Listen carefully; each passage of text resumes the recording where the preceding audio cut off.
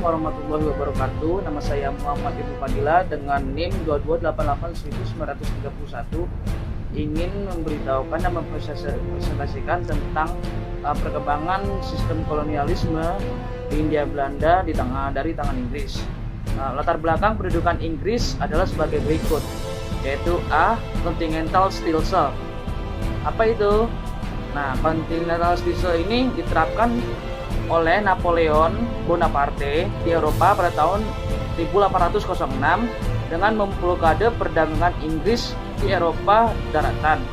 Inggris tumbuh menjadi negara industri besar, membutuhkan daerah pemasaran yang luas.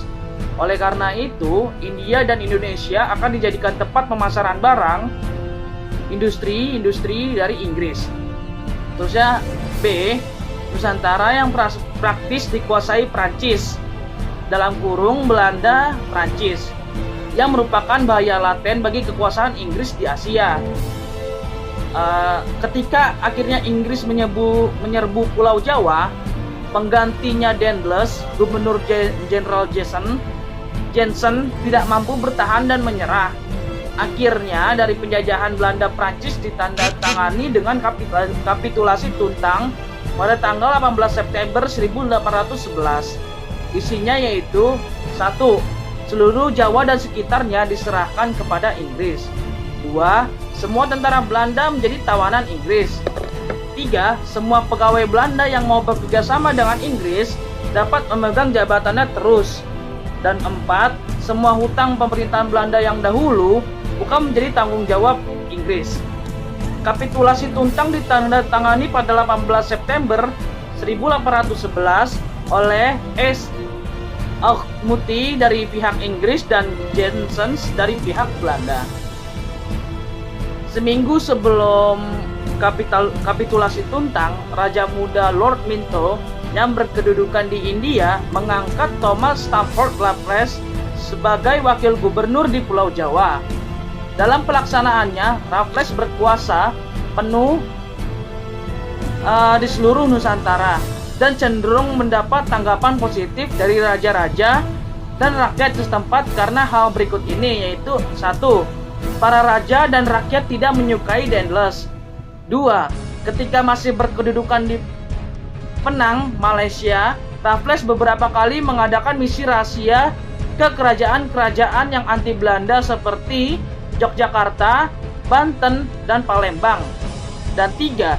Sebagai seorang yang liberalis, Raffles memiliki kepribadian yang simpatik.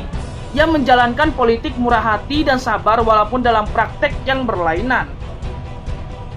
Dalam menjalankan tugas Raffles didampingi oleh suatu badan penasehat atau Advisory Council yang terdiri atas Gillespie, Francis, dan Mancinggi bidang pemerintahan. Langkah-langkah yang diambil Raffles pada bidang pemerintahan yaitu Pulau Jawa dibagi menjadi 16 keresidenan berlangsung sampai tahun 1964. Mengubah sistem pemerintahan yang semula dilakukan oleh pengusaha pribumi menjadi sistem pemerintahan kolonial yang bercorak barat. Bupati-bupati atau penguasa-penguasa pribumi dilepaskan kedudukannya yang mereka peroleh secara turun-temurun. Maksud dan tujuan pelaksanaan sistem sewa tanah yaitu 1. Para petani dapat menanam dan menjual hasil panennya secara bebas untuk memotivasi mereka agar bekerja lebih giat sehingga kesejahteraannya menjadi lebih baik. Daya beli masyarakat semakin meningkat sehingga dapat membeli barang-barang industri Inggris. Pemerintah kolonial mempunyai pemasukan negara secara tetap dan cukup terjamin. Memberikan kepastian hukum atas tanah yang dimiliki petani secara bertahap untuk mengubah sistem ekonomi barang menjadi ekonomi uang.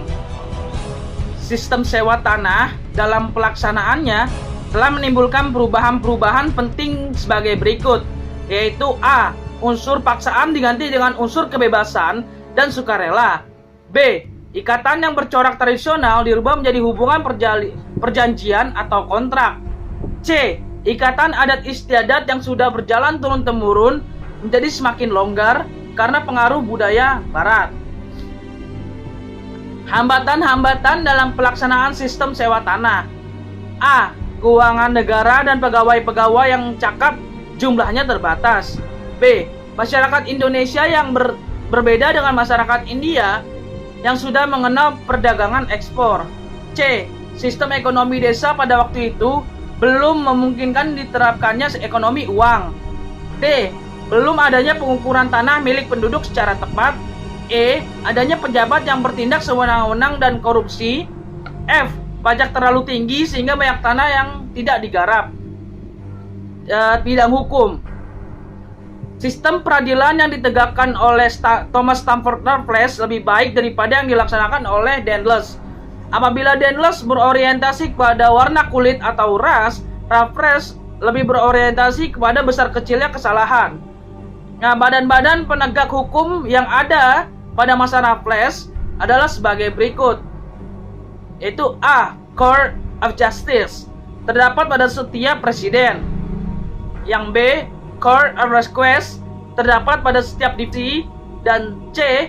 Police of Magistrates. Menurut Raffles, pengadilan merupakan benteng untuk memperoleh keadilan.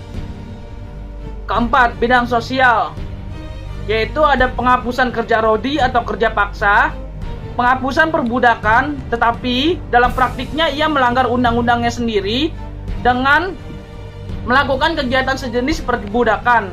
Hal itu terbukti dengan pengiriman kuli-kuli ke Jawa, dari Jawa ke Banjarmasin untuk membantu perusahaan temannya, yaitu Alexander Hare, yang sedang kekurangan tenaga kerja. Sedangkan di Batavia, Raffles menetapkan pajak yang tinggi bagi pemilik budak. Adanya peniadaan bank disakiti, yaitu hukuman yang sangat kejam dengan melawan harimau. Di bidang ilmu pengetahuan, banyak buku yang ditulis oleh pada masa Thomas Stamford Raffles ini. Di antaranya yaitu ditulisnya buku berjudul History of Java. Dalam menulis buku tersebut, Raffles dibantu oleh juru bahasanya Raden Aryo Notodiningrat dan Bupati Sumeneb Notokusumo II, memberikan bantuan kepada John Crawford, yaitu residen Yogyakarta, untuk mengadakan penelitian yang menghasilkan sebuah buku berjudul History of the East Indian Archipelago. Raffles juga aktif mendukung Batavia Genootschap, yaitu sebuah perkumpulan kebudayaan dan ilmu pengetahuan. Ditemukannya bunga Rafflesia Arnoldi, dirintisnya kebun raya Bogor, dan lain sebagainya. Dan ini adalah gambar dari bunga Rafflesia Arnoldi yang ditemukan oleh Raffles dan Dr. Arnold.